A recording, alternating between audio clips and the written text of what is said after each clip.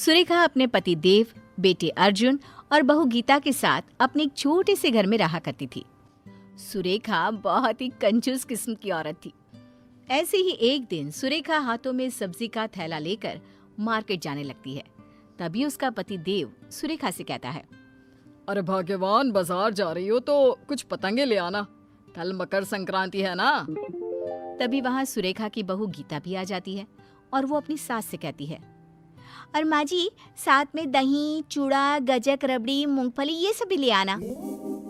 पता नहीं कैसा पति, बहू और बेटा मिला है, हर समय पैसे को उड़ाने की सोचते रहते हैं। ये नहीं कि कुछ पैसे बचा लो और इन फिजूल के खर्चों को कम करो। अरे बहू, इन सब चीज की क्या जरूरत है, घर में बनाए तो है तिल के लड्डू, उन्हीं से काम चल जाएगा। ये बोलकर सुरेखा मार्केट जाती है और मार्केट से आते हुए देव और अपने बेटे के लिए कुछ पतंगे खरीद लेती है। घर आने के बाद कितने पैसे खर्च हुए सुरेखा उन सभी का हिसाब करने लगती है। तभी अर्जुन वहां आता है। माँ, पापा ने आपको पतंग लाने को कहा था ना, उनमें से कुछ पतंग देना तो। मैं पापा के साथ ऊपर पतंग उड़ाने जा रहा हूँ।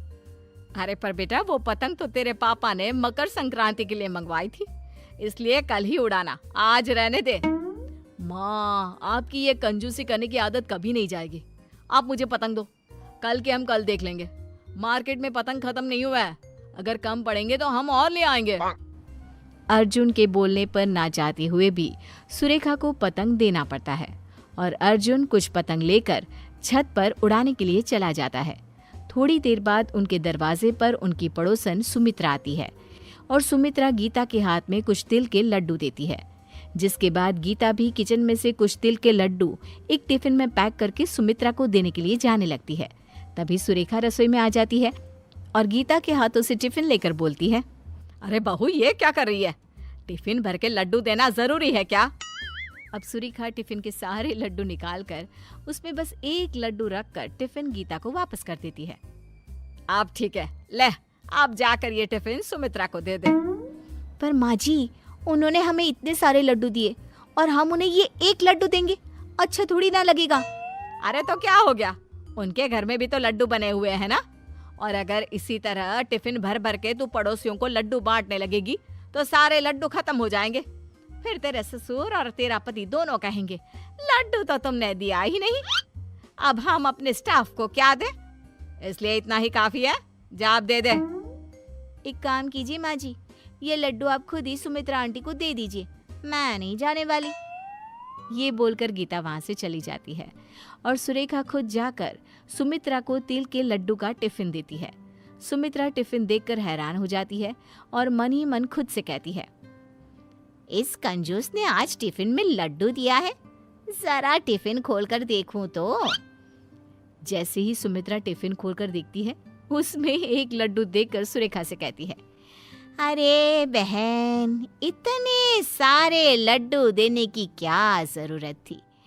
अब एक काम करो, ये लड्डू भी तुम ही रख लो, ठीक है?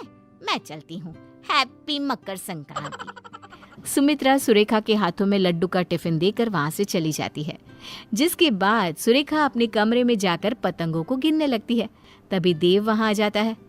सुरेखा, जल्दी से कुछ पतंग दो ना, मेरी सारी पतंग कट गई है। क्या? सारी पतंग कट गई? अरे तुम दोनों बाप बेटे पागल हो गए हो क्या?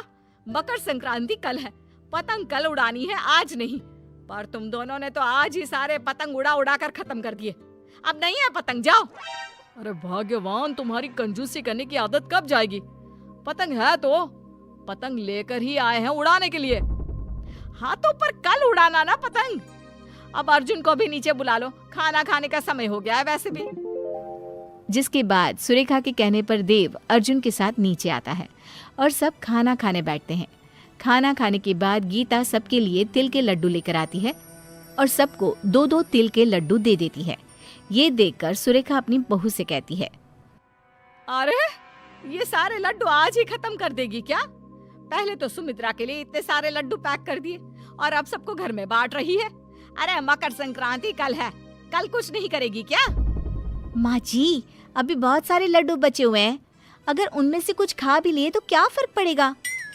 अगर लड्डू कम पड़ गए तो तेरे ससुर जी और अर्जुन के ऑफिस में कहाँ से लड्डू जाएंगे?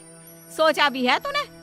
अरे जानती है ना इन दोनों बाप बेटे को, मकर संक्रांति खत्म होते ही ऑफिस में सबको लड्डू बांटने का शौक है। माँ जी, हद होती है कंजूसी की भी। ये बोलकर गीता वहां से अपने रूम में चली जाती है। सुरेखा भी मुंह बनाकर अपने कमरे में चली जाती है। अगले दिन मकर संक्रांति का दिन होता है।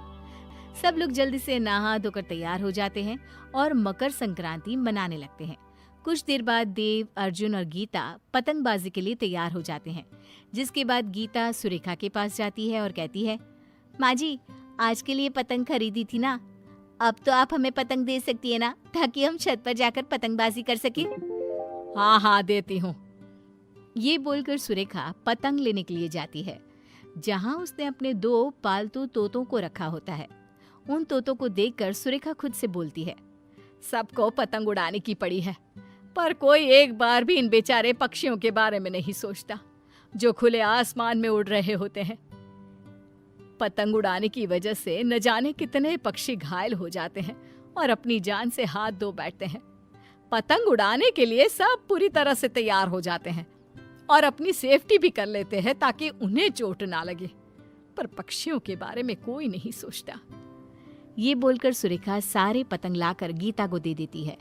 तभी वहां देव और अर्जुन आते हैं और कहते हैं, क्या कर रही हो गीता?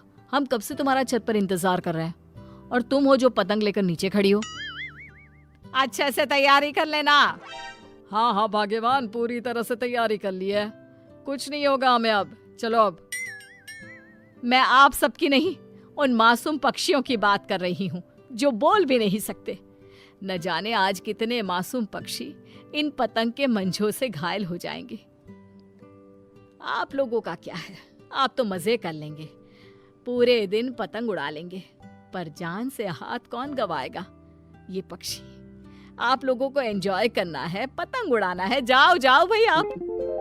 सुरेखा की बातें सुनकर तीनों हैरानी से एक दूसरे को देखने लगते हैं और फिर पतंग नीचे रख देते हैं।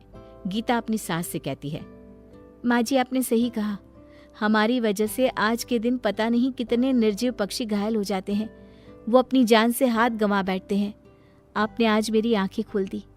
मैं आज ये पतंग नहीं उड़ाऊंगी, बाकियों को उड़ाना है तो उड़ा सकते हैं।